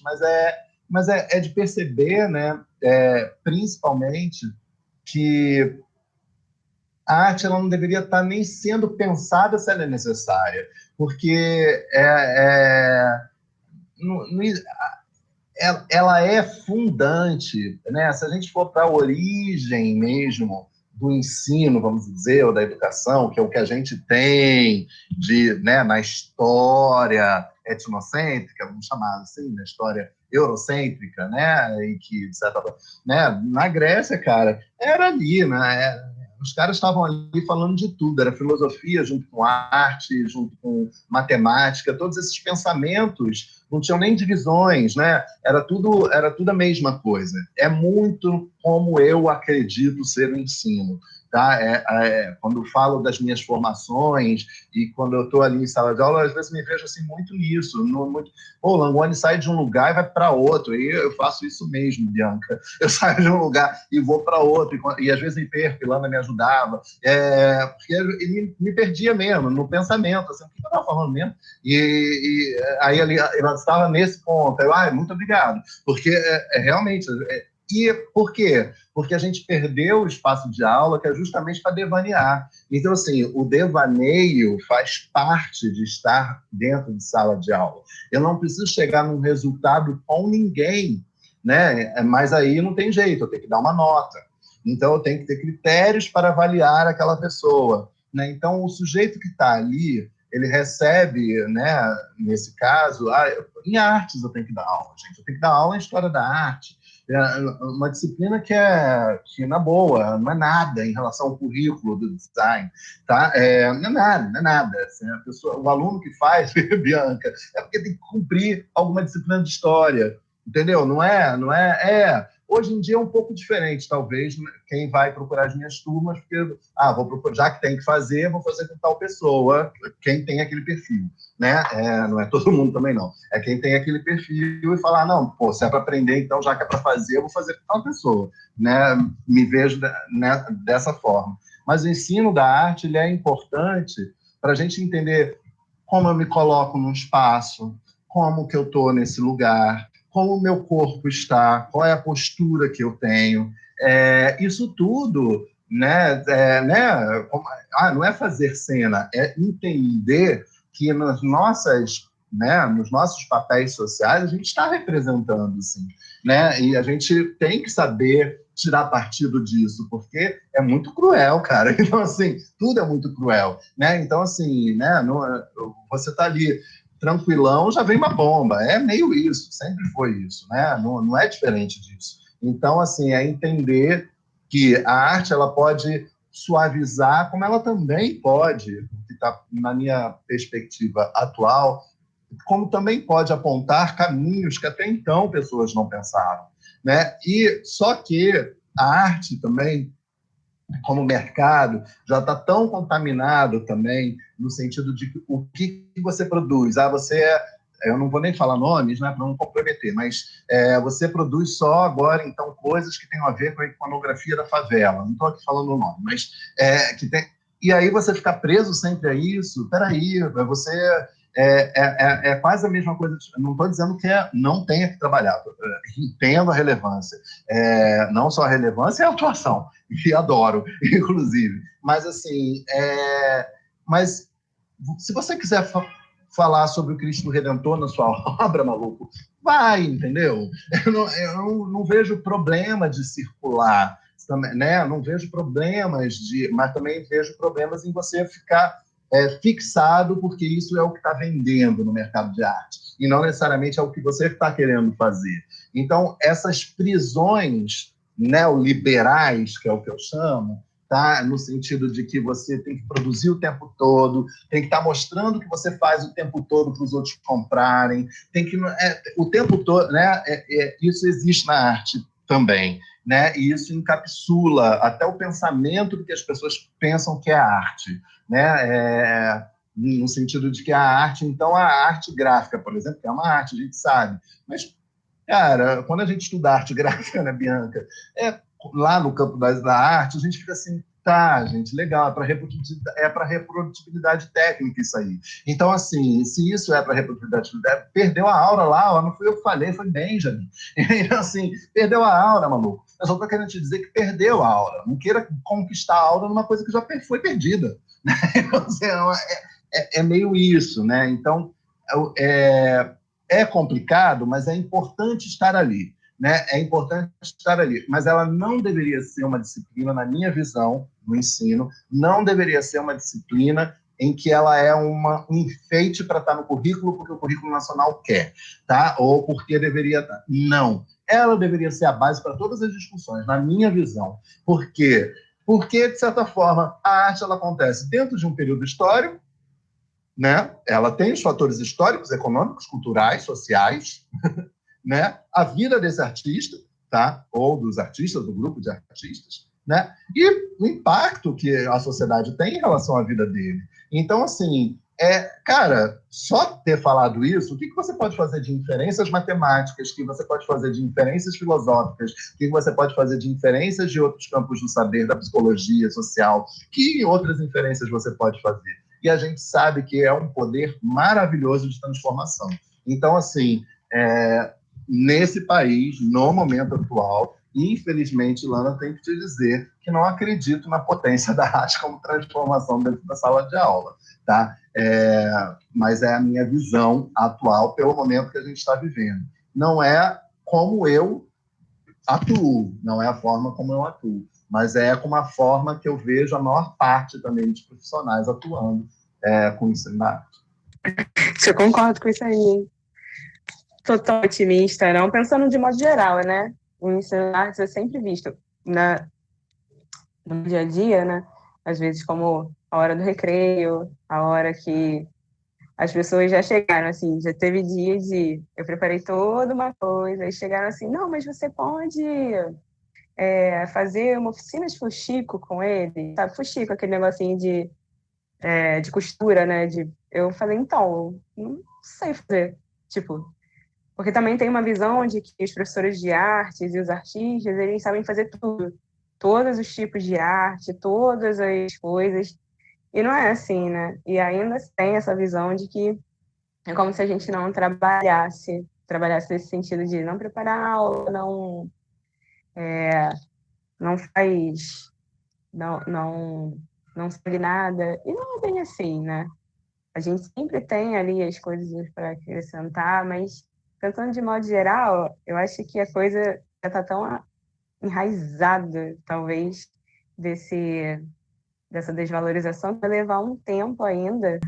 E aí eu acho que é bem difícil mesmo, assim, de mudar, pelo menos por enquanto.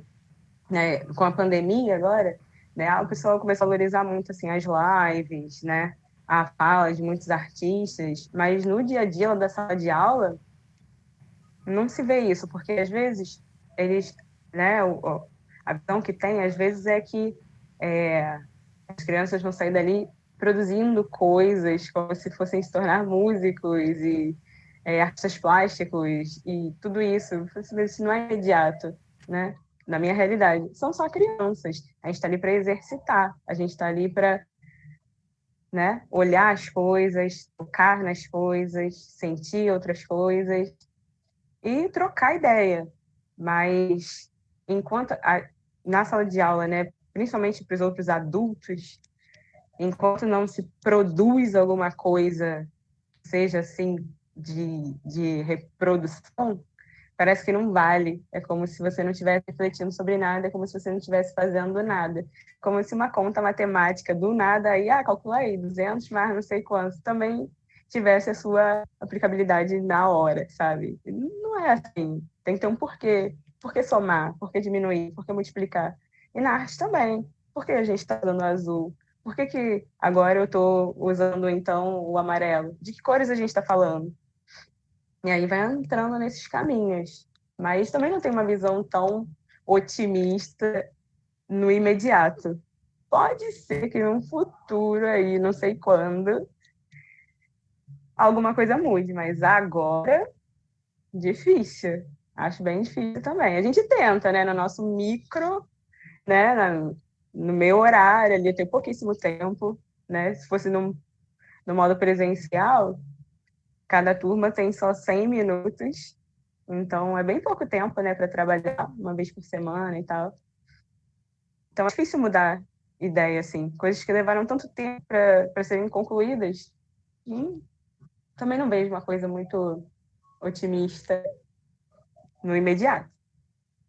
Estou tentando ser otimista para um futuro distante, mas difícil. Vamos ver aí no andar das coisas, né? 22 é logo ali. O Bondcast está chegando ao fim.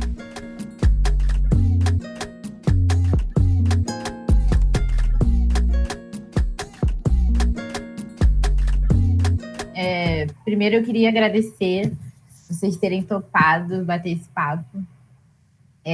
Quero primeiro também agradecer ao Langoni por ter promovido esse encontro com a Bia, né? Foi através do Langoni que eu conheci a Bia e foi muito importante ao longo do processo do desenvolvimento do projeto do Bonde da Gambiarra, foi essencial, assim. Então, hoje também estou muito feliz de poder estar aqui promovendo esse encontro entre vocês dois comigo, porque vocês são pessoas que eu admiro muito e que foram muito importantes, são muito importantes na minha trajetória.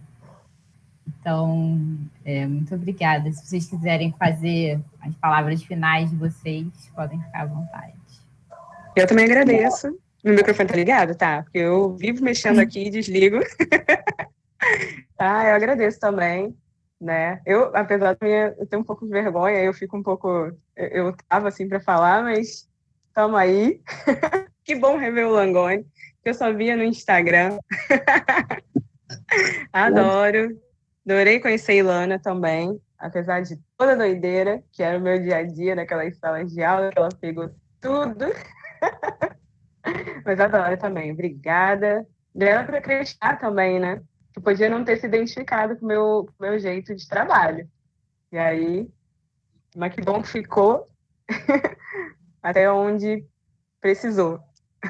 E volte sempre. Eu também agradeço, obrigado, Ilana, por esse encontro. Realmente, beber Bianca durante muito, né? Achei muito legal, assim, a vida vai, né, se encarregando das coisas. Eu acho que essa sua fala é muito legal também de agradecimento, porque eu me dei conta disso também, né, de quanto que como professor, de determinada forma, te apresentei a Bianca, e estava ali, de certa forma, né, um exemplo prático, né, pouco, né, não é nem não é nada, né, mas assim, não é nada, mas que para você teve importância, né, assim, o que eu tô querendo dizer é que poderia ser, o que eu acho que todo mundo deveria fazer, né, apresentar às pessoas que o seu projeto seja melhor e tal, muito feliz de que isso tem muito a ver também com a forma que eu enxergo as coisas, né. Bom, então é isso, gente. Bia, quer falar alguma coisa? Tá, então é isso.